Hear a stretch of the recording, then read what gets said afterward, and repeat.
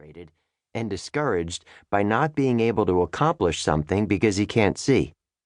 That is where it is important to consider what he wants to do and that it may have to be done in a different way. Whenever I'm around and I see the frustration, I put my fist to my eyes, imagine what he can see, and try to figure out how we can come up with a way to get it done. We have overcome a few things together, but he is the one who really has to deal with his life's new challenges, and in most ways, he has. He has swallowed his pride over not being able to provide for his family, being dependent upon others, and accepting that certain things he just cannot do anymore. He now needs help for many things that are no-brainers for a sighted person. At the same time, he is always reinventing new ways for himself to lessen those burdens by trying new ways of doing things and thus be more independent. His wife, Rebecca, and daughter, Madrona, have been amazing. Those two have had to take the brunt of the changes to their lives head on and help Devon navigate his new path. That path has led to him writing this book and opening up his life, thoughts, heart, and soul. Writing is something he can do well with or without vision.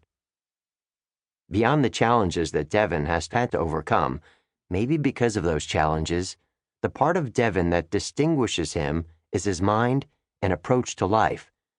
Devon will drop it all to watch the sunset, though I'm not so sure what he can see of it. Maybe it is more of a feeling? He will go surfing, snowboarding, get a pastry, cheer his daughter on, or take a walk with Becca.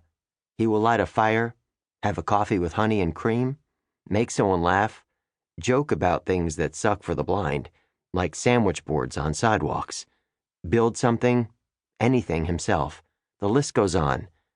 He acts like he doesn't think himself limited in any way, the only limit being how to figure out a way to do something. Devon inspires me to keep figuring things out even though it may seem impossible, laugh and joke at things that suck, keep doing the things I love, and enjoy my family and friends.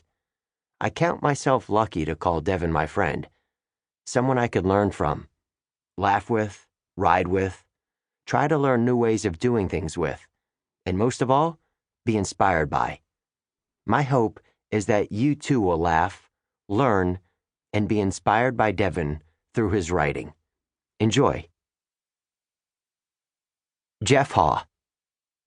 In February of 2012, I knew who he was, vaguely at least. The blind snowboarder I'd seen following Tom Burt down the Baker Banked slalom course. Rad guy, I thought. It was cool to see somebody not letting a disability stop him from enjoying his passions. At that time, my understanding of Devon Raney and the things I would learn from him went no deeper. Later that year, in December, I got a call that in certain ways changed my life. Not immediately, but it sparked a friendship that would. I received an assignment to take photographs of Devon snowboarding. There was a race coming up at Mount Bachelor, Oregon, the Dirksen Derby, in which Devon would be competing. Coordinating with Colin Weissman, the editor of the Snowboarder's Journal, I met up with him and Devon early on race day.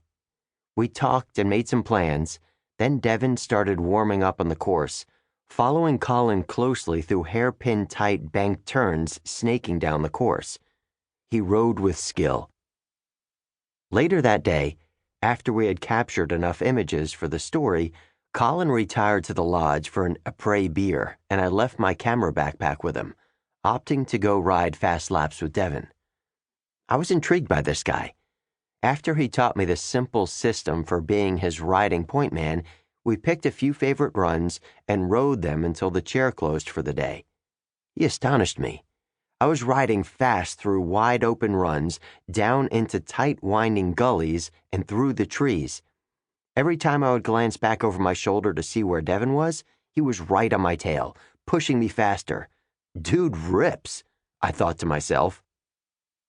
Yet it was more than his riding that captivated me. It was the stories he told on the lift rides back to the top.